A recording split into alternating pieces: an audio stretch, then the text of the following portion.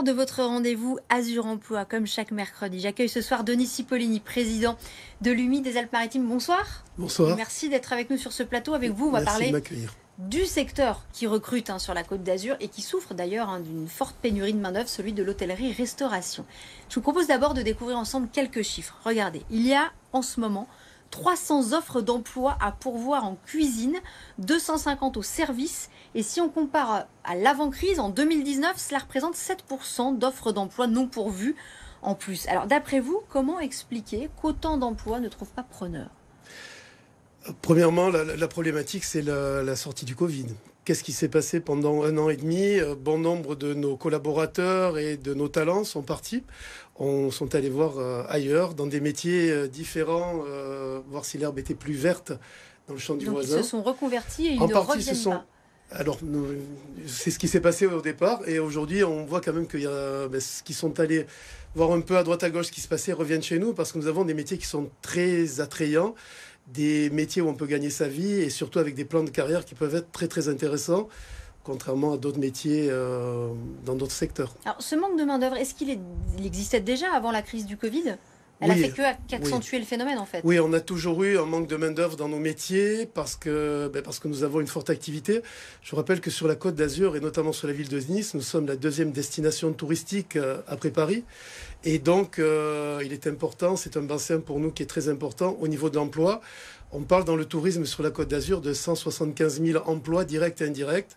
Première industrie de notre département. Alors là, la saison s'est terminée il n'y a pas longtemps. Comment ont géré les hôtels, les restaurants de la Côte d'Azur ? Comment ils ont géré ce manque de main-d'œuvre ? Vous savez, nous avons recommencé quasiment tous à travailler à la fin du mois de mai, pratiquement, puisque jusqu'alors, à part quelques hôtels, mais l'activité était fermée. Et nous avons eu la chance, je dis bien nous avons eu la chance, d'avoir un été qui a été un été normal. Pas un été surabondant, comme je l'ai entendu dire, ou un été où nous avons explosé tous les compteurs. Donc il n'y a pas eu tant de touristes que ça, alors ? C'est pas qu'il n'y a eu pas tant de touristes que ça, c'est qu'il faut ramener tout ça toujours dans le même contexte. Si on compare par rapport à l'année 2020, bien sûr, il y a eu plus de touristes. Mais si nous revenons par rapport à l'année 2019, 2018 ou 2017, nous n'avons pas eu énormément plus de touristes que d'habitude. Nous avons eu 2 bons mois, le mois de juillet et le mois d'août. Et pendant cette période-là, c'était pour répondre à votre question, on a fait comme on a pu, on s'est débrouillé comme on a pu, pour essayer de pallier au mieux le manque d'effectifs, parce qu'il a manqué des salariés dans tous les domaines. Mais faire comme on a pu, c'est quoi ? C'est du coup se tourner vers une main-d'œuvre qui n'est pas qualifiée, Mais déjà, on a fait faire plus d'heures à nos salariés.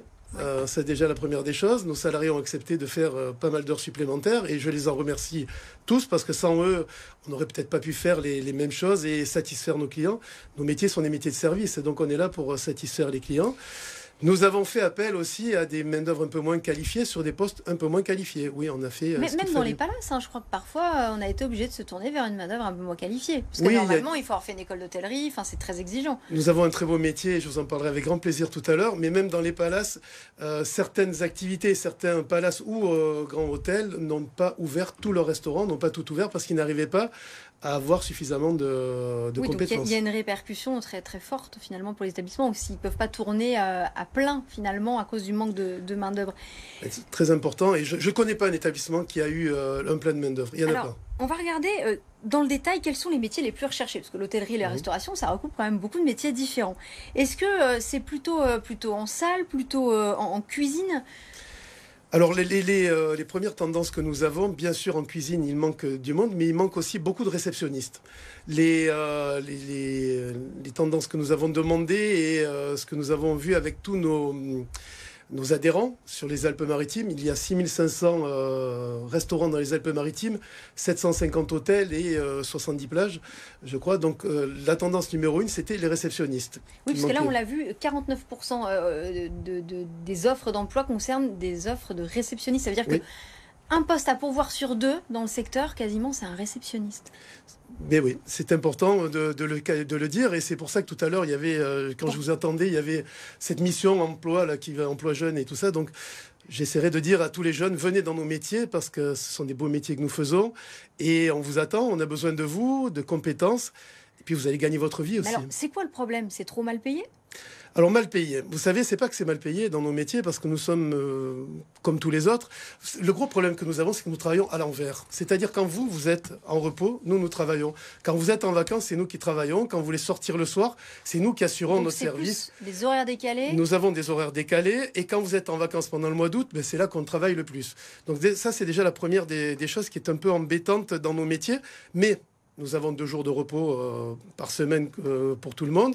Nous avons des salaires qui sont attractifs. Et nous avons bien sûr nos 6 semaines de vacances comme tout le monde. Est-ce que les salaires sont suffisamment attractifs pour compenser justement cette pénibilité? Et est-ce qu'aujourd'hui, vous avez des personnes qui se présentent et qui négocient aussi les salaires? C'est-à-dire, est-ce que le rapport de force a aussi un peu changé? Bien sûr, vous avez entendu les 2 jeunes filles tout à l'heure qui disaient cet argent qu'on va me donner, ça va me motiver. Mais nous ne voulons qu'une chose, c'est motiver nos salariés à rester dans nos métiers et à rester chez nous. Mais la première des choses qu'il faut faire avant tout et surtout, c'est revenir à quelque chose de simple. Défiscaliser les heures supplémentaires et baisser nos charges. Vous savez, cet argent-là, si on le redonne à nos salariés et si on le redonne à tous les gens qui veulent venir dans nos métiers, vous allez voir que nos métiers sont très attractifs. Et d'un coup d'un seul, on va avoir des gens qui vont revenir dans nos métiers parce qu'on peut gagner de l'argent dans nos métiers, premièrement, mais on peut aussi évoluer énormément dans nos métiers. Vous savez, vous parliez tout à l'heure de cuisine, mais quand je vois des émissions comme Top Chef et tout, je suis quand même un petit peu obligé de rigoler parce qu'à un moment, vous faites un chef de cuisine. Mais c'est pas ça. Un chef de cuisine, ça prend des années pour venir. Vous savez, nous avons la chance d'avoir des 3 macarons Michelin dans notre département. Ces gens-là sont des orfèvres. Il faut les voir travailler, il faut les voir. Mais ce que vous voulez dire, c'est-à-dire que même avec peu de qualifications, ça fait encore partie des secteurs, des quelques secteurs où on peut faire carrière en partant du bas de l'échelon. Mais oui, bien sûr. Et en plus, en interne, dans nos entreprises, on est là pour aider, pour faire évoluer tous les gens qui veulent. Donc on a toute une possibilité de formation et de formation qui peuvent ne faire qu'évoluer pour amener des jeunes, des jeunes ou des moins jeunes d'ailleurs, dans des carrières professionnelles très intéressantes et qui peuvent permettre aussi d'être dans le monde entier. On voyage dans le monde entier grâce à nos métiers.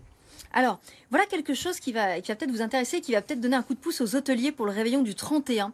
Airbnb reconduit cette année son plan anti-fête. Margot Sansano, vous allez tout nous expliquer de quoi il s'agit. Eh bien, c'est clairement un plan anti-fête. Hier, la plateforme Airbnb a décidé de durcir ses règles. Les demandes seront automatiquement bloquées si un utilisateur souhaite réserver un logement uniquement pour la seule nuit du Nouvel An et qui ne possède pas d'avis positif sur la plateforme. Les réservations seront aussi bloquées pour ceux qui pensaient passer entre les mailles du filet en réservant 2 nuits, par exemple le 30 et le 31, ou encore le 31 et le 1er janvier, et qui n'ont toujours pas d'avis positif demandé. Et puis ça bloquera aussi pour les réservations de dernière minute et pour les réservations qui sont faites dans la même ville que votre lieu de résidence. Toutes ces mesures pour éviter tout simplement à certains propriétaires la mauvaise surprise de retrouver leur appartement, leur maison saccagée par les fêtards. Et puis, les nuisances sonores pour les voisins, c'est aussi l'un des problèmes récurrents que rencontre Airbnb. Alors, ces mesures ne sont pas nouvelles, Margot. Oui, le 20 août 2020, la plateforme a interdit purement et simplement de faire la fête dans ses locations. Mais visiblement, cette règle n'a pas réussi à empêcher les quelques débordements. Et puis enfin, à Nice, il faut le dire, c'est une destination très fréquentée en plus par les touristes Airbnb. C'est ça, puisque Nice se place juste en dessous de Paris. La ville compte plus de 12 000 logements mis en location sur la principale plateforme Internet.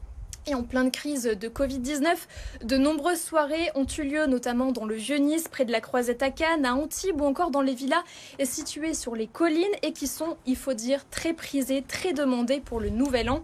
Et en tout cas, l'an dernier, ce dispositif pilote testé en France a permis de bloquer la réservation de plus de 64 000 personnes pour le réveillon du 31 décembre. Merci Margot pour toutes tes explications. D'un mot, c'est une bonne chose pour les hôteliers Airbnb qui limitent les réservations de très courte durée. Oui, c'est une bonne chose pour les hôteliers. On n'a jamais été contre Airbnb. On demande simplement à être sur le même pied d'égalité. Donc si Airbnb fait les mêmes choses que nous faisons, tant mieux. Je vais juste vous dire, il y a plus d'offres. Vous avez dit offres, on ne parle pas de chambres. Il y a plus d'offres Airbnb sur la ville de Nice qu'il n'y a de chambres d'hôtel. 12 000 offres Airbnb, 10 000 chambres d'hôtel. Pour nous, c'est quand même un gros problème. Donc, donc, les gens qui embauchent et qui recrutent, ce sont nous, les professionnels, les hôteliers, les restaurateurs, les plagistes, un peu moins chez Airbnb. Venez nous voir, jeunes gens, mais un peu moins jeunes aussi. Voilà, pour ceux qui cherchent du travail en tout cas. Merci Denis Cipollini, président de l'UMI des Alpes-Maritimes, d'avoir été notre invité ce soir. Et demain, votre rendez-vous santé, nous accueillerons le docteur Catherine Derocher, responsable de l'unité d'addictologie à l'hôpital de Cannes. Et on va parler de tabac, puisque évidemment c'est le mois sans tabac qui a débuté.